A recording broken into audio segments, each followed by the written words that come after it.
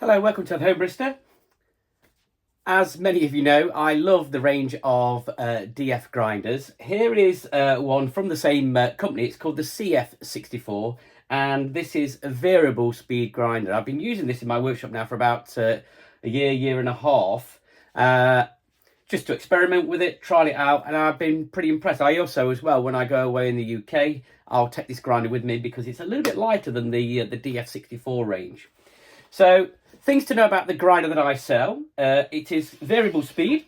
So at the side here, you've got a toggle, and that will change from 800 revs per minute to 1800 revs per minute. And I'll talk about the importance of that in a minute.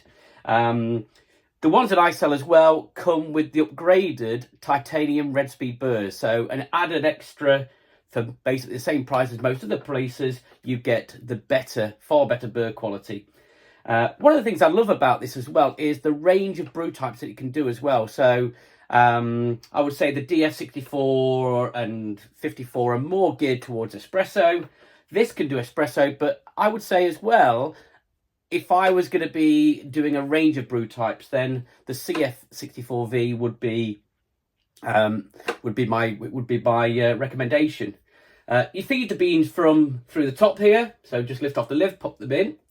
Now, it's got a pre-breaker in there. What that does, it breaks the beans up a little bit before they even get to the burrs. So that helps create more uniformity of size and particle size.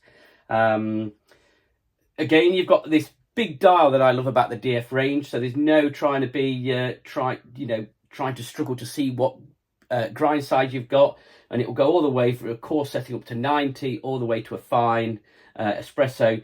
I normally use it around about 25 for espresso, so it's got lots of capacity to go even finer.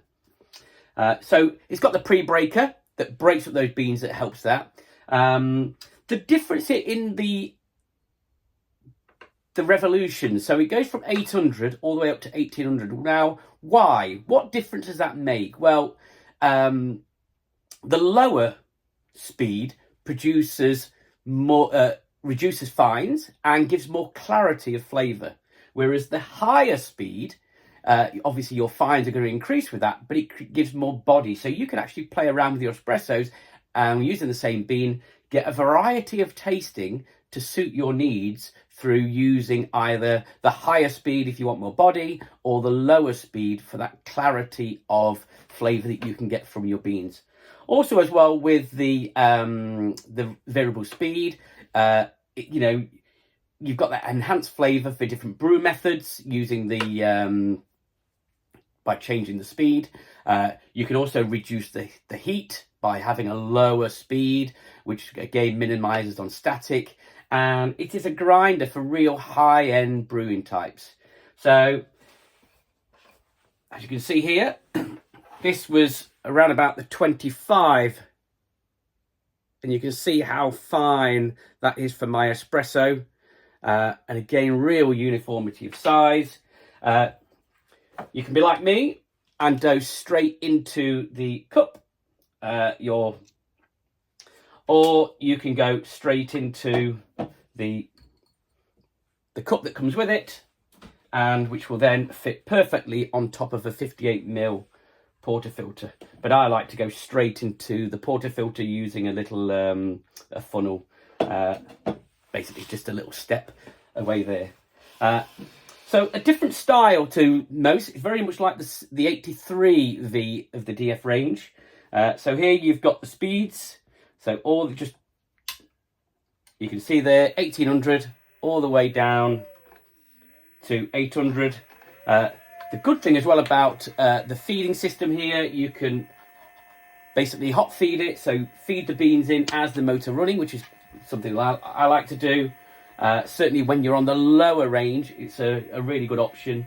Or, you can pop your beans in and then flick your switch to turn it on there. So easy to experiment with, easy to access the dial and turn on and off. And also the sound, that is the motor running, very, very quiet. Obviously, I've not got any beans in there, which will enhance the sound slightly. But it's a pretty great grinder at the price. Again, for a variable speed grinder at the price, it's hard to beat.